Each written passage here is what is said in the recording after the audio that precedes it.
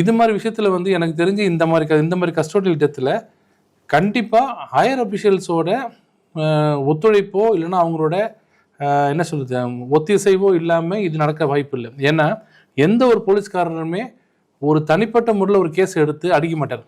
நல்லா பார்த்துட்டிங்கன்னா ஒரு இன்ஸ்பெக்டர் இருக்கார், ஊரில் ஒரு தப்பு நடந்துச்சுன்னா அவனை கொண்டு வந்து உட்கார வச்சு நீ பண்ணியான்னு கேட்பாரு. அவன் பண்ணலன்னா வச்சுங்களேன், நீ தான் பண்ணியிருக்க எனக்கு தெரியும், நான் கோர்ட்டில் ப்ரொடியூஸ் பண்ணிடுறேன்னு சொல்லிட்டு எவிடன்ஸை ப்ரொடியூஸ் பண்ணுவார்.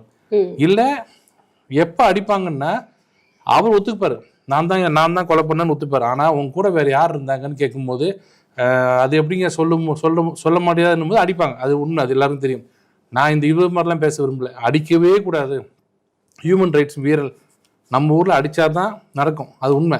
அந்த அடிக்கிறதுன்றது எப்படி இருக்கணும்னா உண்மையை வெளில வர வைக்கிறதுக்கு மட்டும்தான் இருக்க முடியுமே தவிர ஒரு ஸ்டேஜுக்கு மேலே அவன் சொல்ல மறுத்தாலோ இல்லை அவங்ககிட்ட சொல்கிறதுக்கு எதுவுமே இல்லைன்னு தெரிஞ்சாலோ அவனை விட்டுடணும். நீங்கள் அடிச்சுட்டே இருந்தீங்கன்னா அவன் உண்மையை சொல்லுவான்னு கிடையாது. அப்போ அடிக்கும் போது என்ன பண்ணாங்க, இந்த மாதிரி விஷயத்துல இல்லைன்னா ஒரு இன்ஸ்பெக்டர் சாதாரண ஒரு தனிப்பட்ட முறையில் எந்த விதமான இன்ட்ரெஸ்டும் இல்லாத ஒரு காவல்துறை அதிகாரி ஒருத்தரை கூட்டு விசாரிக்கும் போது ஓரளவுக்கு தான் அடிப்பார். ஒரு அளவுக்கு மேலே சொன்னார், இவன் ஒத்துக்கவே மாட்டான், இவனை ஒத்துக்க மாட்டான், இவனை ரிமாண்ட் பண்ணியா பார்த்துக்கலாம் அப்படின்வார்.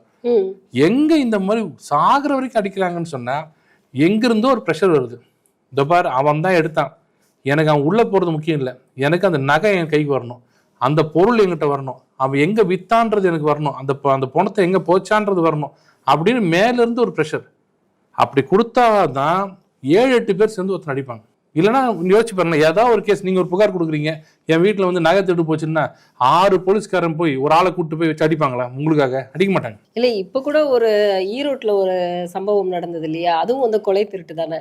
ஒரு வயதானவங்களை வந்து நகையை பறிச்சுட்டு அதுக்கப்புறம் அவங்களே வந்து கொலை பண்ணிட்டு இந்த மாதிரியான ஒரு சம்பவம் நடந்தது. ஆனா இதுக்கான எந்த பிரஷரும் வந்து தமிழக அரசு கொடுக்கும், அது பிரஷர் கொடுக்கல. இதுல எதுக்கு சொல்ல வரேன்னா, இதுல ஏதோ மறைமுகமா ஏதோ ஒன்று நடக்குது.